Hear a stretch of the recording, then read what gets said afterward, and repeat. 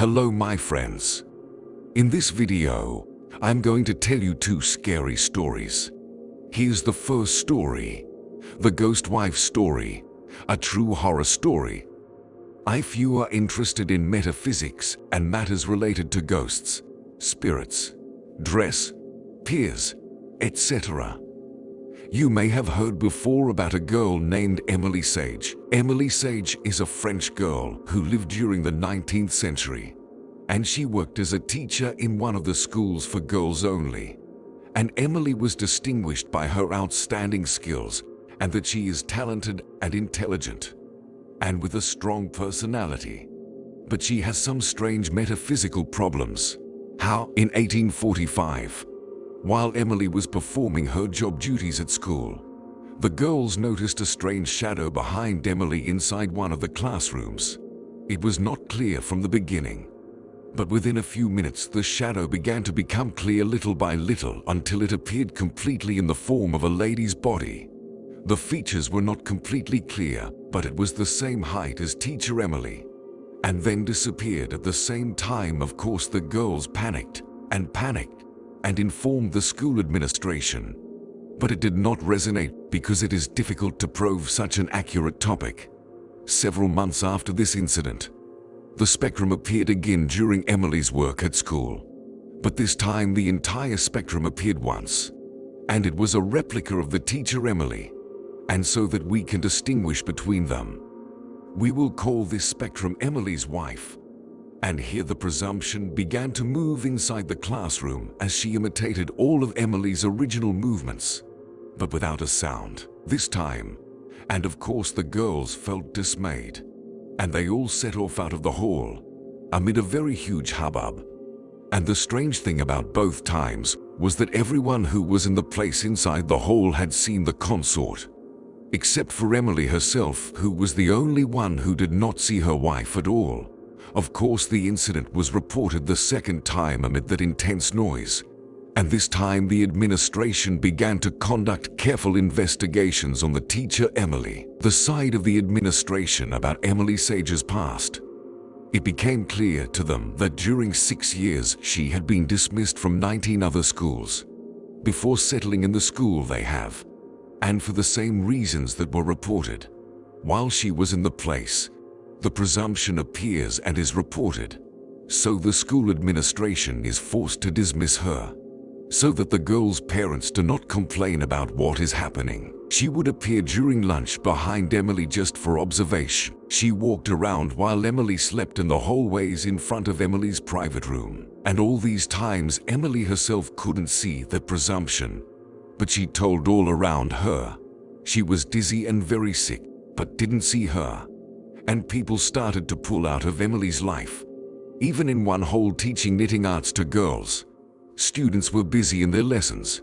Emily was in the garden showing through the windows in the hall. The other teacher came out of the hall, and a few minutes later Emily Sage came in and sat on the bench.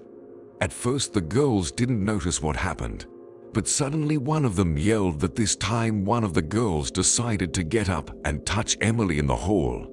The girl actually reached out but crossed through the body sitting in front of her. There was no reaction, but the student panicked and fled outside and missed the next 2 days of school. In the days that followed, 2 other Taliban were epilepsy. Within a few days, parents started pulling their daughters out of school, and here this time in front of the school administration. It was just to dismiss Emily from school. Several journalists tried to reach out to Emily to check it out, but Emily was virtually gone. A rented room, a closed door, but it didn't exist at all. No one has yet known what entity we call consort, and what gave rise to it in the first place. And the name has been given the ghostly presumption of this or some other similar phenomenon. Consort, which means this phenomenon in short. Another version of you appears somewhere else while you're alive, acts just like you, and is seen by everyone around you except you in person. But if you run into it, it will die within a few hours. Story 2. The story of a monitor. A few years ago, There was a young man named Brian who went to university and didn't have enough money to live on campus. So he had to rent an apartment in the city on his own. After living there for a while, he begins to notice some strange things happening in the city. Often, when he returned from college, he once noticed the curtains in his bedroom, when he distinctly remembered having left them open when he left, only to find them closed when he returned late in the evening. These strange events began to increase. So the young man decided to talk to his friends, Trisha and Alex, who had met at dinner in a cafe, and told them all about the strange things he had noticed. Maybe it's just obsession or madness, but I'm just wondering about this suspicion that someone broke into my apartment during the day while I was at university. Brian said. That sounds crazy, Trisha said, but someone might be after you. I think the best thing to do is call the police. Alex said. What can the police do? They won't spend their time keeping your apartment in check and none of your private items gone. Then Trisha said, I know how you can be sure of what's going on. You can have a video surveillance camera. You can put it in your bedroom and leave it. If you really have a stalker, you can show the tape to the police as evidence. That's a great idea. That night, Brian borrows Trisha's camcorder and brings it home, and the next morning he hides it under some files in his office before he goes off to college and hits the record button. During the day, as he sat to take notes at the lectures, the young man forgot all about the camera until he came home and went to his bedroom. He remembered his plan, taking the camcorder from his hideout. He hits the pause button and then takes his cell phone and calls Trisha and tells him he's going to watch the video. Trisha said, I'm on the phone with you. Tell me what you see. Then Brian played the recording on the small screen on the camcorder. He saw himself leaving for college in the morning and locking the bedroom door. There was nothing, and he quickly pressed forward, and the room was empty. Then Brian yelled as he watched the camera, and Trisha said, What? What Brian said. It's a woman, Trisha asked. What are you doing? He answered me. I opened the door, then closed it and walked around the room. I can't see her face, but she has long black hair. She is holding a large kitchen knife. You pick up my clothes and smell them. I go to the closet, lock it on her.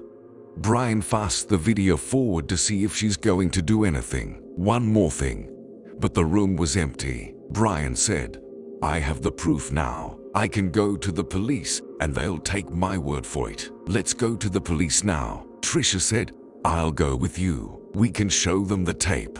Brian replied, Well, I'll meet you at dinner in 15 minutes. Then Trisha said to him, Did you notice it came out of the closet?